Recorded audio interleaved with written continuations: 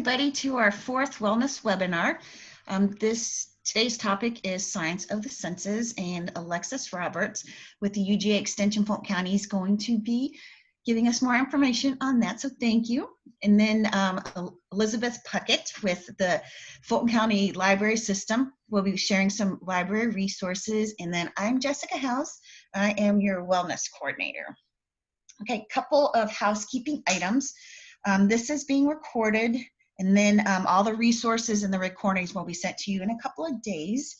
And then the last thing is, because I know it's really important right now to stay hydrated. You know, it's still warm outside, and we're trying to keep our mental well-being and our physical well-beings up to par. So everybody, if you're interested, put your name in the chat. And I will get you a water bottle, a Fulton County 360 water bottle, and a hand sanitizer, a little travel pen. But one little caveat with this, since a lot of us seem to be still working remotely, so what I'm going to do is the next time we're able to get into the government center, that's where I'm located, I will get those off to you. So it might be a couple more weeks, but I will get everybody's names, and so I'll email you when those get sent out. So. All right, so let's start. We have a couple of new people and then some returnees, so thank you, everybody. But what I want to go over right now is just letting everybody know what wellness communication resources we have for Fulton County. The first one is the employee Facebook page, and you can access that one of two ways with the link that's provided, or you can actually search Fulton County Employee. We post Monday, Wednesdays, and Fridays. And Monday focuses on meditation, Wednesday, nutrition, recipes, and then Friday about exercise. The next one is the Fulco News. So we receive that every Monday and Thursday in our Fulton County issued email. And then the last one is Mobile Health Consumer. And this is a really, really good tool because it has multiple functions. One, it has all of your access to your benefits. It actually has your medical card on there. We can do communication pieces like everybody probably seen, hopefully had seen yesterday about this upcoming, our wellness webinar today. But there's also more important things of like for wellness is doing challenges, and you can win prizes. And I'll go into that in just a little bit. But you can access the Mobile Health Consumer one of two ways, either downloading it on your smartphone, or you can use your own PC and then use the link that's provided and set up your account that way. All right. I want to remind everybody too, the wellness webinars are going to continue for the month of September, but we're changing it up just slightly. So now they are going to start at noon and run to 1. And we have 2 in the month of September. The first one is the Right Bite with diabetes. So the discussion of diabetes myths and how you can reduce your risks. And then portion distortion and substitutions on September 24th. And just like the way you access this email or register, you're going to email employeewellness@fultoncountyga.gov, and then a Zoom link will be sent to you. And then I'm really excited about this next one. So we're going to all three be pairing up again, but we're bringing back the cooking demos. We had to stop those with Kaiser since the pandemic, but now we're starting those up again. So super excited about that. We'll have one October 7th from 12:30 to 1, November 11th from 12:30 to 1, and then December 2nd, 12:30 to 1. Same thing, just email Employee Wellness and the Zoom link will be sent to you. All right, and then we talked about this before, but I wanted to remind everybody, and again, knowing about the different challenges that Mobile Health does. Mobile Health put out something new starting in July of this year, where they're called Wellbeing Journeys. And you can learn a little bit more about yourself, focusing on nutrition, resiliency, stress, physical activity, and financial well-being. So what you do is you take an assessment and learn a little bit, like I said, more about yourself, and then you'll get some educational pieces. But by doing those assessments, you get points. And at the end of each quarter, doing different challenges and whatnot, the assessments, you get a certain amount of points. And for all those who reach that point average, you're thrown into a raffle to win a Fitbit. And so definitely look into that. And then also excited that we have some challenges, physical challenges coming up. The first one will be October 4th, and it's the Fall Foliage Tour Step Challenge. 4-week challenge. All you got to do is enter in either manually into your mobile health app, or sync it up with one of your devices and it'll automatically upload your steps for that day. Like I said, a 4-week challenge. All you got to do is enter each day. You complete the challenge, and then you get entered into a raffle for a Fitbit. So Fitbits are big prizes this year. And then the last mobile health challenge is Maintain, Don't Gain. It's going to be running during the holiday season. It's a 6-week program starting November 6th. And so it's going to be really important, especially now, is maintaining your weight. And so what you do is each Monday, or someone you can pick during the week, is you enter in your weight. And the goal is either to decrease your weight or keep it the same. So everybody who does decrease weight or keep it the same will be entered into a raffle to win a Fitbit. So really excited about these challenges coming up. And then the last one, and it's been going on since the beginning of July, Total Brain. And we want to thank Kaiser for bringing this to us, because not only is it available to Kaiser members, but also to the Anthem members as well. So big thanks to them on that. But it's a tool. Total Brain is a mental well-being tool where you, again, learn more about yourself, your stress levels, coping mechanisms, your mental well-being, especially during this time. And so you do different challenges and assessments, and learning more about yourself, get healthy information. And then if you attain all the at least 2,000 brain points during the quarter, you'll be entered into a raffle. So it's just all these challenges, physical, mental challenges, are really meant to help yourself as employees, because it's a really stressful time. So we want to make these things available to you. So I'm going to turn it over to Alexis, but make sure, if you're interested in the water bottle and the good Lord, can't even think, I'm losing my mind.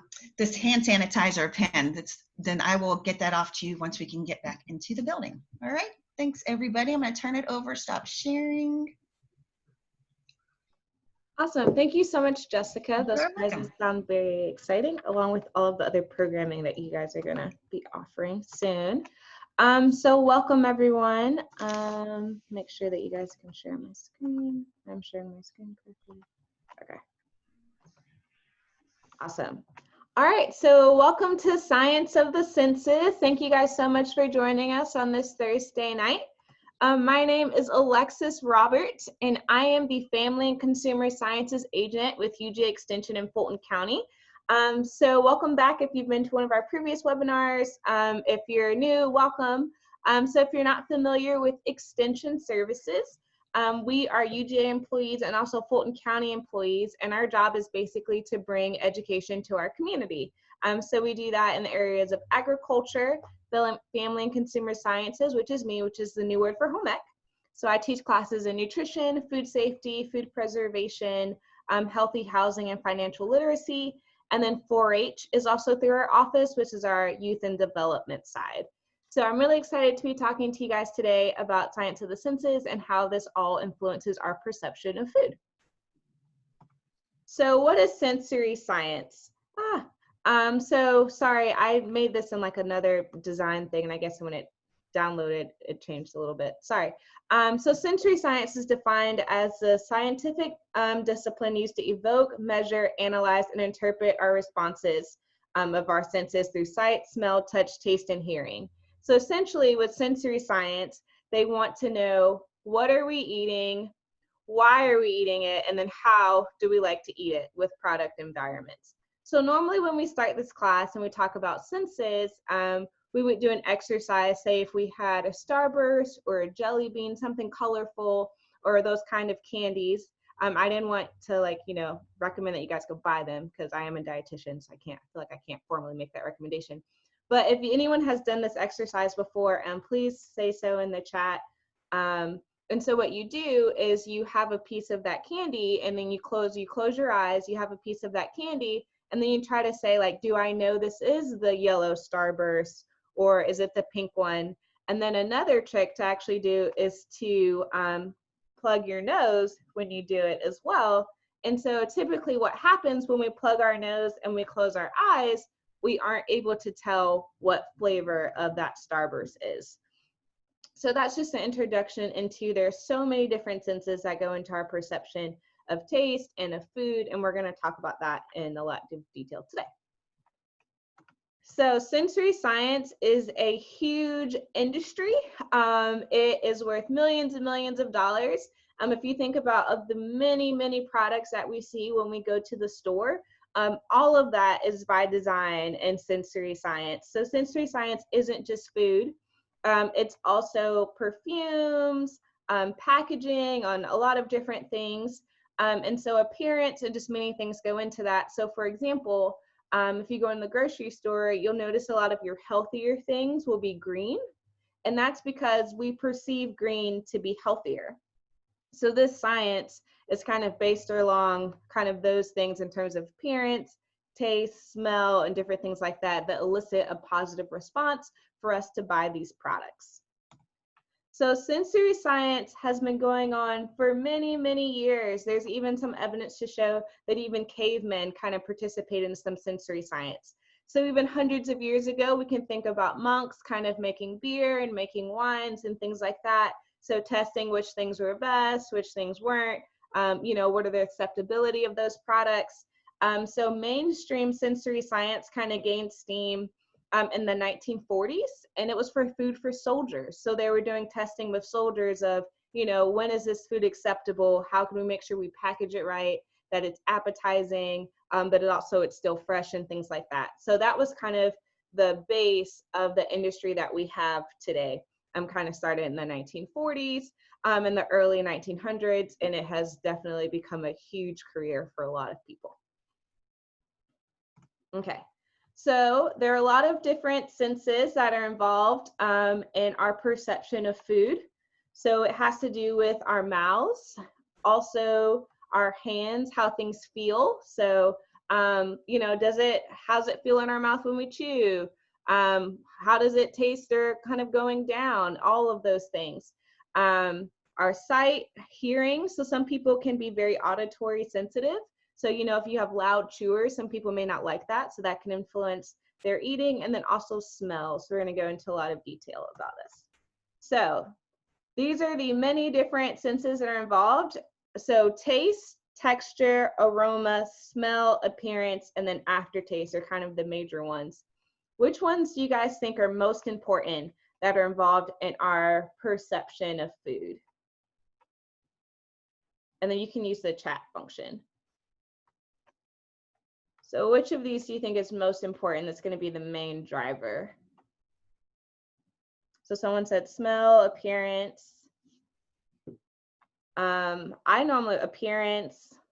Yeah, so a lot of it, so initially it actually is appearance, but we're going to talk about kind of what keeps you there and what is all involved in that. So appearance actually is initially the most important one. Normally we decide initially if we're going to eat something based off how it looks. So essentially, but all of these things are important and they all involve each other. So our senses are very convoluted. So the taste of something, we feel that with our mouth, but with the texture of something that also is related to our mouth, also to our ears, how it feels in our mouth. Flavor is actually a combination of what we smell and what we taste. Aroma actually what contributes to the flavor of foods and it influences our taste of them, and our appearance, and then aftertaste too. So a lot of these are just convoluted and simultaneously working at one time. Okay, so what is taste? So taste is a sensation that's perceived on our tongue when chemical compounds dissolve in our saliva. So this is driven when food kind of dissolves in water or oils. So this is going to be a big thing. Sometimes chefs will kind of talk about with the herbs and spices, kind of cooking out those oils to produce a little bit more of a flavorful product. So that has to do with taste. Those natural oils that are there and bringing them out influence how we taste things. So it all has to do with chemistry, is all involved in taste. So with sweet things, so we normally traditionally think of sweets as like cookies, candies, and things like that. But also some fruits are going to be sweet. Some nuts are sweet, like hazelnuts or macadamia nuts. And then also some vegetables can be sweet. So carrots are actually considered more of a sweeter vegetable, or caramelized onions. And essentially what we know with our sweetness receptors is that it has to do with in OH. So things that end in an OH chemically tend to be a little bit sweeter, and that's what our body kind of picks up on. So it's all chemical, so that OH, so also things that are going to be sucralose, so that's kind of the chemistry of it, taking back to chemistry class, those in OHs. So sucralose, fructose, lactulose, and all those things are considered sweet, and the chemistry of our body picks up on that. So also salty is our next flavor that we have, and that actually has to do with chlorine. So NaCl we know is the chemical compound for salt, but things that are typically salty normally end in a Cl chemistry wise. So that's fries, salt, pretzels, chips, different things like that. So next we have sour, and this has to do with certain ions that are produced by citric acid. And so those ions, it's a hydrogen plus ion, so those are going to be acids, and so that's what we pick up on. So those are mostly going to be like your lemons and limes and things like that. And then we have our bitter taste, and this is what I think is really interesting about bitter, is that we originally we think evolutionally kind of developed this taste out of necessity, because a lot of the poisonous foods that we weren't supposed to be eating had kind of more of a bitter taste to them. And what is also interesting about bitter foods is that biologically, everyone kind of tastes them differently and has a different threshold. So this is kind of the one that's just most varied, is bitter. So this is going to be things with like coffee, grapefruits, broccolis, and things like that. And they're going to be most associated with alkaloids, which is really interesting. And then I forgot to say one thing about salt.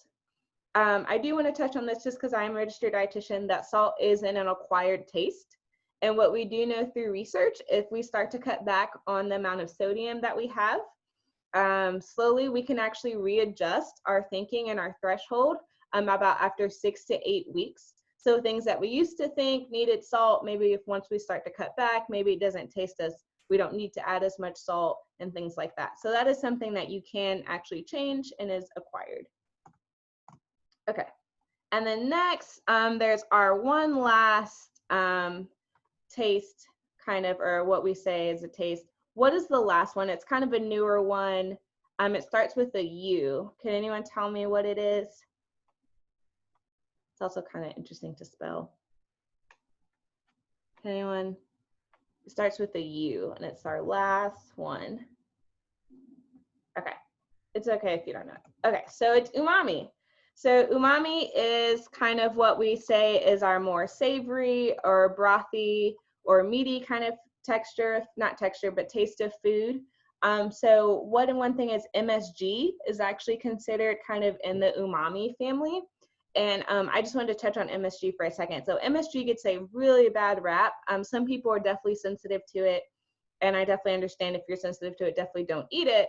But umami or MSG can be added to foods kind of to produce a little salt and a savory flavor, but it actually has less sodium than salt does. So a lot of people are really anti-MSG, but it's just a chemical, just like how we make table salt. That's just how MSG is made. So like I said, some people are sensitive to it, but it's really just a chemical compound, just like salt is.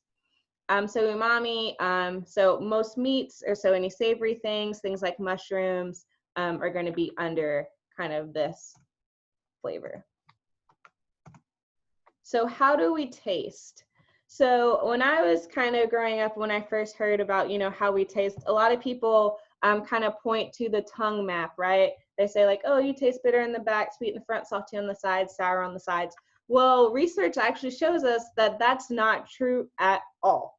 We taste things all around our tongue. So our tongue has different type of papillae, which is all over. So we have different types. So some are for taste, and then others are for other reasons.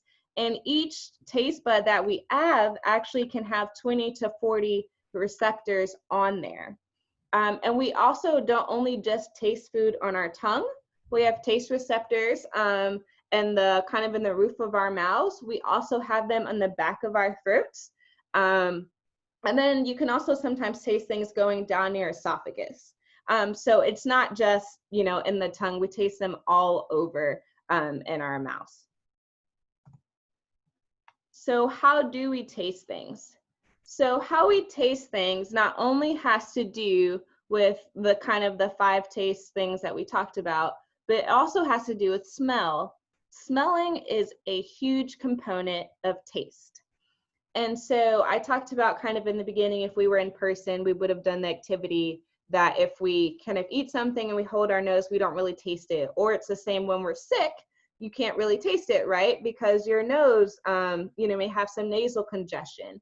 And so the reason why that is that our aroma, or what we smell, influences our taste. So we have 2 different ways that we smell or that we taste food.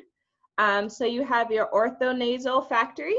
And so what that happens is when we sniff or inhale food. So say if we take this cupcake that we have here, when we eat it, so we have the first step, which is our orthonasal. So this is kind of where we get our first kind of smell of the food just by sniffing it or inhaling it.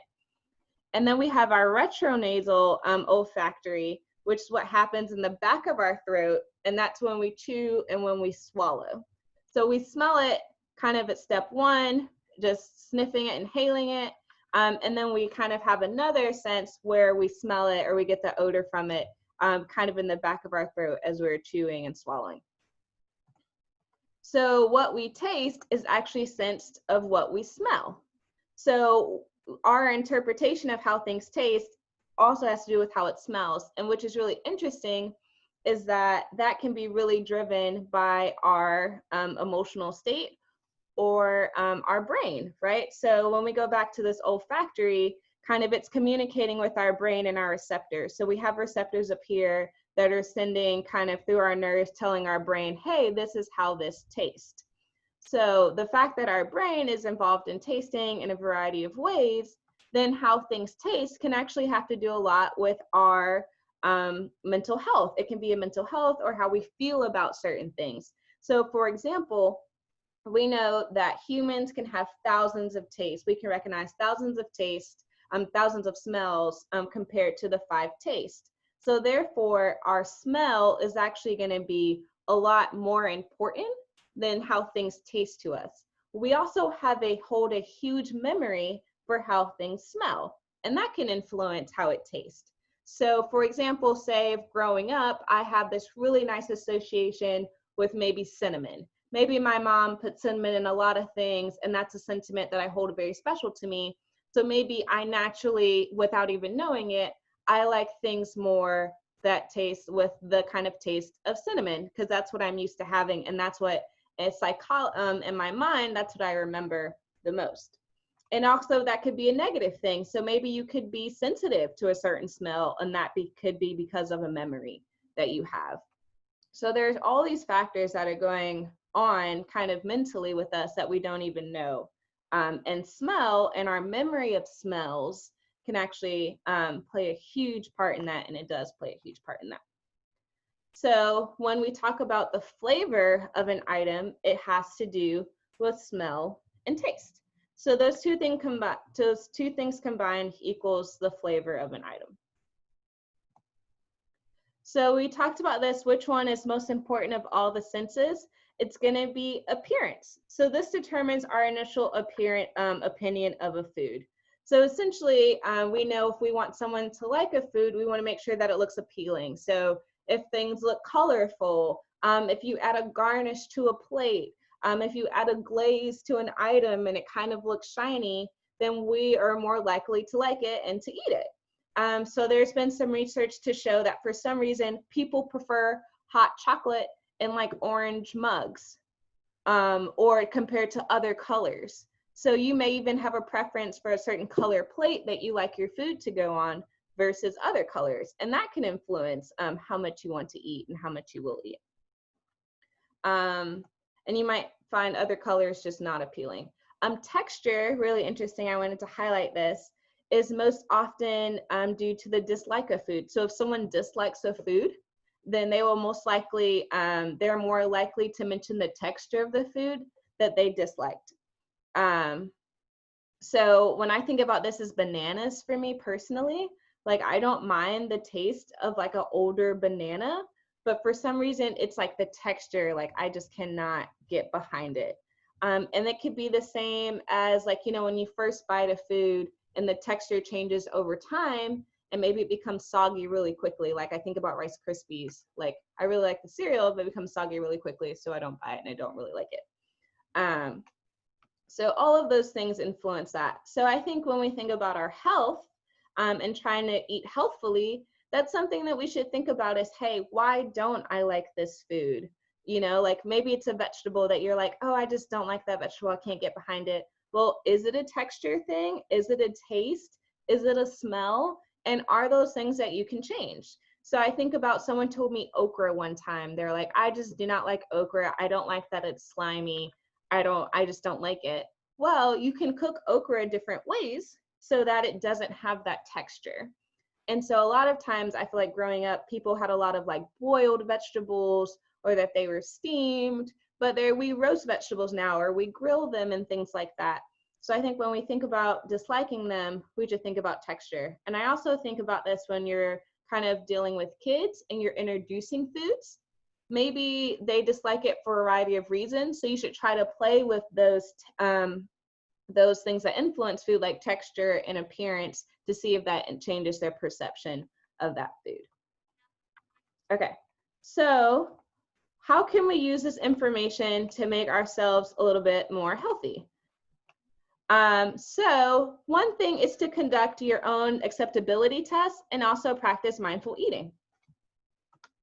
So an acceptability test, so there's so many different tests that they run in sensory science, but acceptability test is one of them. And so they'll take, say, like a original product like Cheez-Its and then their reduced fat version. They won't tell you which one it is, so you'll have several different cups and you'll rate on a scale, do you like it or do you dislike it?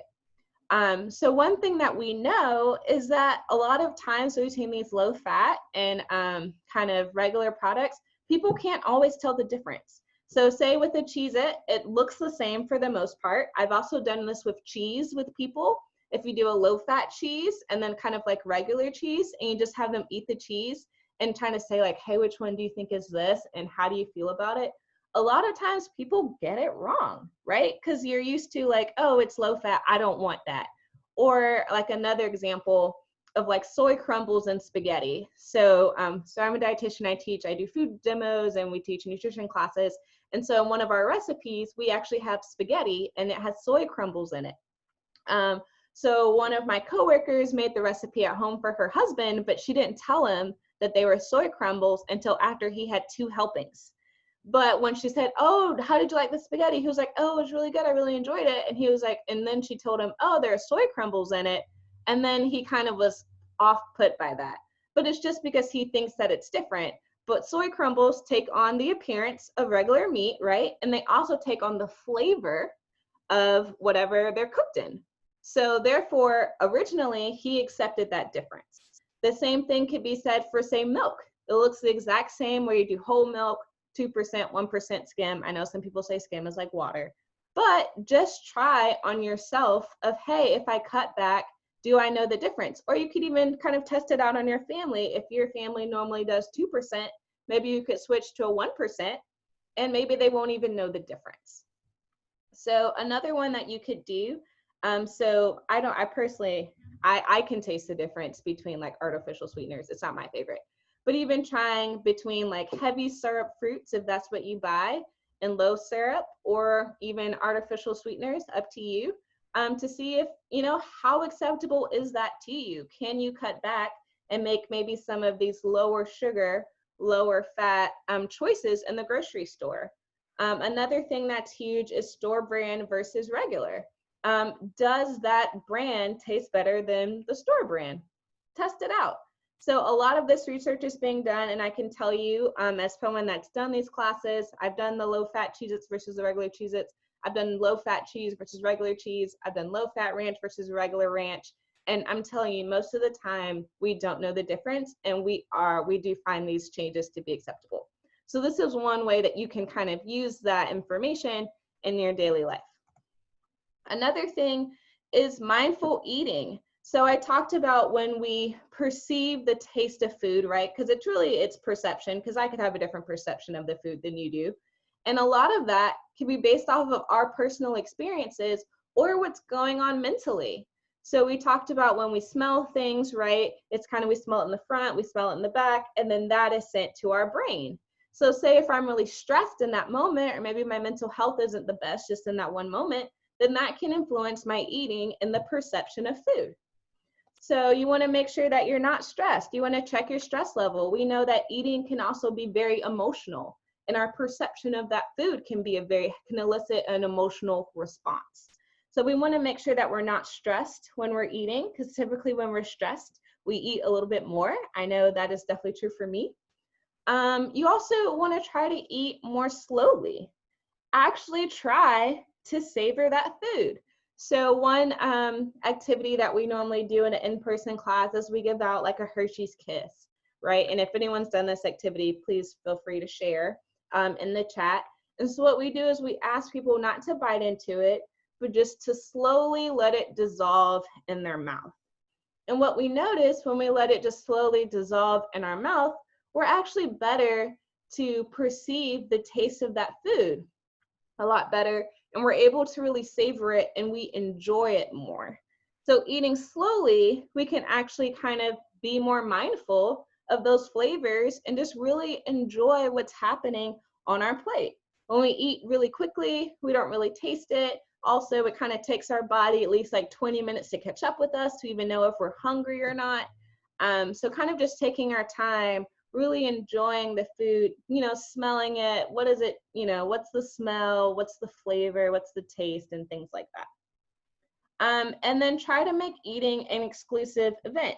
So this is huge, right? So typically when we eat, it's going to be more social. And I would say, and a lot of us now kind of watch TV while we eat, or maybe we're on our phones or different things like that. And we're participating in distracted eating. And when we're distracted, what are we not doing? We're not paying attention to our senses. So you want to make sure that you're paying more attention to your food and just mindful of every bite. And then we know when we have distracted eating, we're more likely to eat more too. So just by kind of just being more aware and more mindful in general, we can not only kind of be more in touch with our senses, but be a little bit healthier too. So my other thing I'll kind of touch on is this is more about portions, but it's also about appearance and sometimes how we think we have to eat more just because there is more. So this is a story I always like to share. There was a study done in the University of Central Florida, and they gave people popcorn in large containers and medium containers. And the popcorn that they gave them was fresh popcorn, or some people got stale popcorn, 14-day-old stale popcorn. And so what they found through the study is that, say if you had the fresh popcorn and you had a large, you are more likely to eat about 30 to 40% more than people that had the medium. And even if you had the stale popcorn, you are more likely to eat 20 to 30% more. So this goes back to, so this stale popcorn, 14-day-old, so we know that the texture probably wasn't super great. We probably know, the taste of it wasn't super great. But the appearance of it, it could have looked pretty similar, and the appearance in this bigger bag makes us want to eat more. So just being aware of, and that's like a sensory science thing, and people know that when they sell you big things, you're going to eat more. It's kind of like the super size me thing. So in summary, it's important to know that there are a lot of different factors that influence our food. So from texture to taste to hearing, and aroma. So I take this back to healthy eating. So sometimes with vegetables, some people don't like certain vegetables.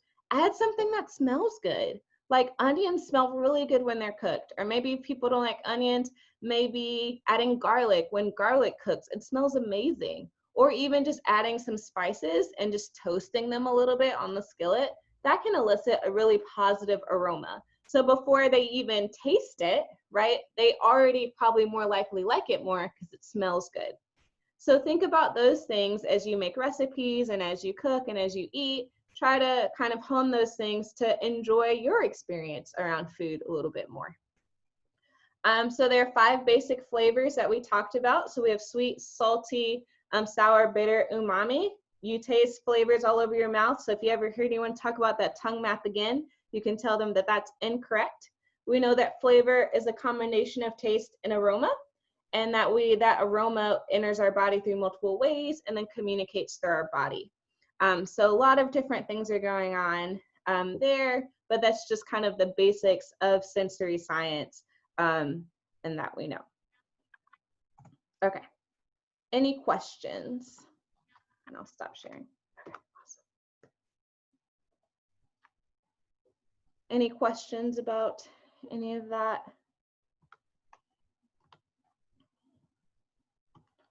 All right. Well, if we don't have any questions, Elizabeth, I'm going to turn it over to Elizabeth Puckett from the library, and she has some resources to share with you guys. Hello, everyone. Can y'all hear me?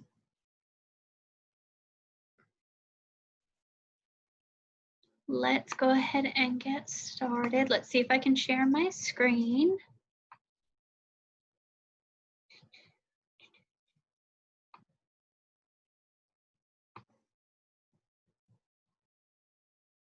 Ooh.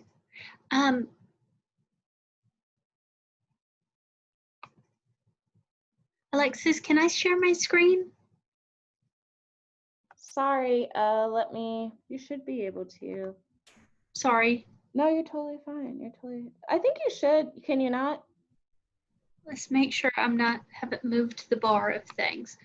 It's okay. I can't. Host disabled participant sharing Oh, screen. it's fine. I'll make you the host. Sorry about that. No worries.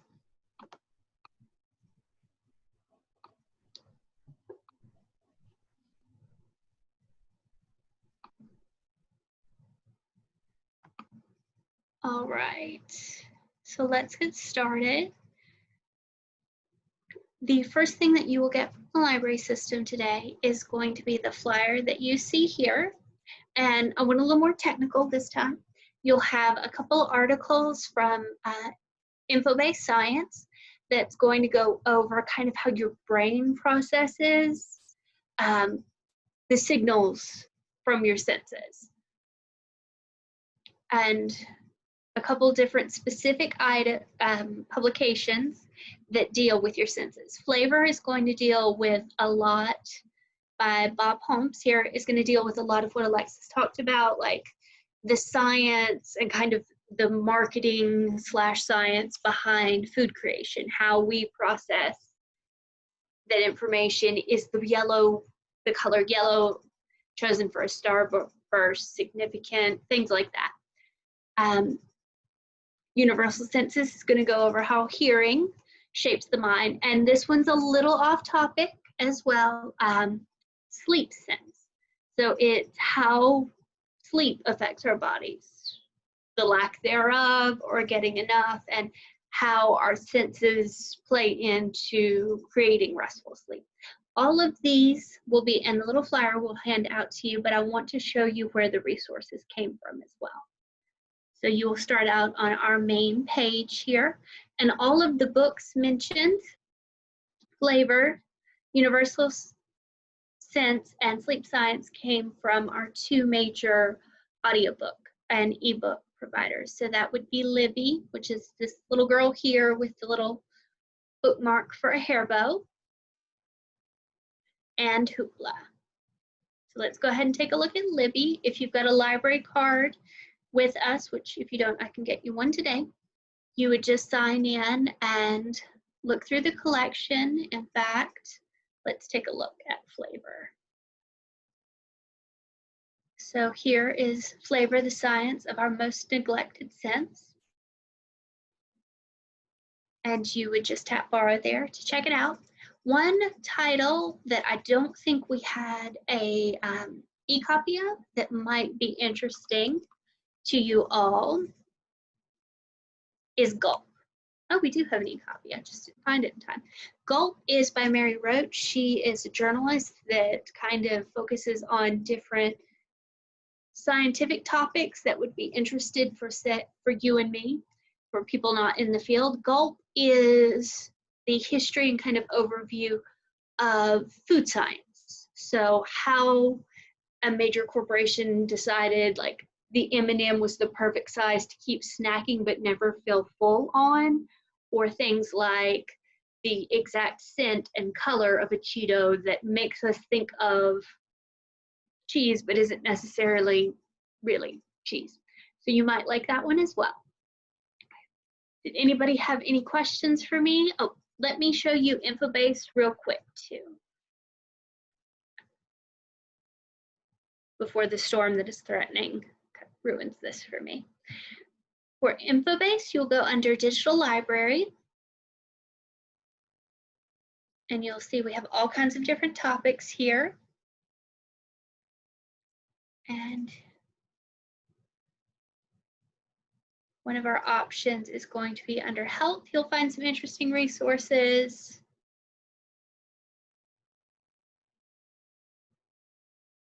InfoBase is one of our new ones, so it's going to be at the top there. And these are all the options for InfoBase, but we used Science Online for the articles about like biofeedback and how your brain actually interprets your senses. So that would be one place to look as well. Okay, I won't keep you any longer. Thank you, ladies, so much for letting me be part of this, and I'm looking forward to our next one on the 10th.